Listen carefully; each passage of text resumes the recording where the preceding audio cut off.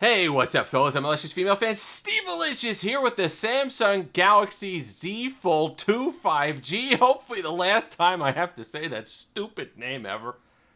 But the reason for the video today, no longer available for sale, new on Samsung.com. Third-party sellers, your only way to get it from here on out. And that's kind of consistent with what they would do for their second major wave of phone releases for the year. You'd expect a Galaxy Unpacked event July, August to unveil the Fold 3. I do have some concerns though, because the only leaks that I find viable or that I listen to are from Ice Universe, that person on Twitter with a little Russian blue cat icon. They seem to be fairly accurate. I don't know if they work. They're obviously a high up at Samsung, or they have access to somebody who's a high up at Samsung.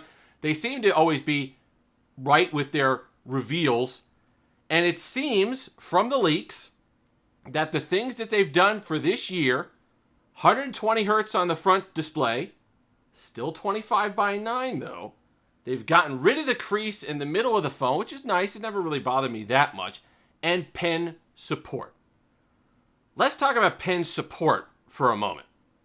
When I hear pen support, especially when you're talking about how for the most part, there's not going to be a Note 21 this year. It better be a Note style S Pen that goes inside the phone. Okay? Whatever they call it, there's a term that people keep using online. Whatever the silo. The silo. It better have I can't say silo without thinking I should be sitting next to a red phone waiting for a call from Gorbachev.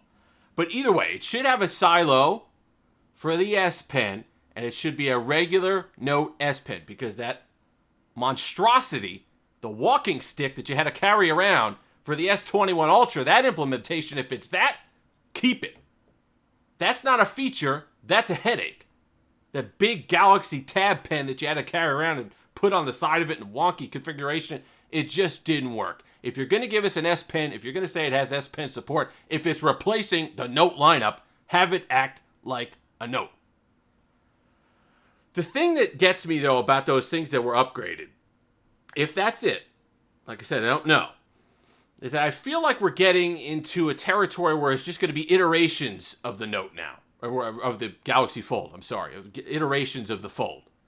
Whereas the generational leap from the Fold 1 to the Fold 2 was must-have. If you had a Fold 1, if you're invested in technology, if you loved it, you had to get the Fold 2 because of the fit, the finish. This is a polished consumer product. The Fold 3 now, if those are the changes, it's a different story. And yeah, everybody goes through this with these products. Apple had the same thing. The iPhone to the iPhone 3G was a massive improvement. If you had an iPhone, you wanted a 3G. But if you had a 3G, you weren't exactly breaking any doors down to get a 3GS. And you've seen it now in recent years with the iPhone, with the Galaxy series phones. There's only a certain point that you could get to with the form factor and with the functionality that you're trying to provide to get that excitement, to get you to say, wow, this is really something I need. This is a step ahead of what I had previously. And it gets harder and harder to do. Thinner, lighter, faster, sure, okay, fine. But there isn't, it folds. That's it. That's it. It folds. You already got the killer feature. What are you going to add to this? And it could be things like last year. So a lot of people held out. They said they wanted more storage options, larger storage options. Fine. That might be something that gets you to buy a 3. But I think it's more people who held off on a 2 jumping on with a 3 because of those few features that they add, as opposed to people with a 2 saying, whoa, this is a groundbreaking product. I need to get myself a Fold 3. And that's okay. That just kind of happens. It's disappointing. We've expected this killer phone to expect this generational shift where you're really excited about it. And I don't think you're going to get it this year. And I don't think you're going to get it going forward. If you have a 2, you probably are okay until the 4. If you have a 3, you'll probably be okay until the 5, until they really come up with something different. The crease for me isn't going to do it. The increased storage isn't going to do it. The colors might be nice. IP68 dust and water resistance. Maybe that's something that gets you excited.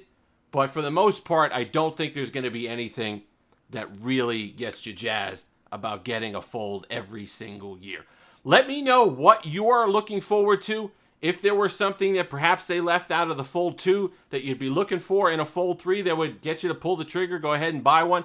If you have a 2, what would really get you excited about a 3? To me, I'm telling you right now, the next Fold that I get, I'm going to get the 3 for the channel and review it and all the rest of it.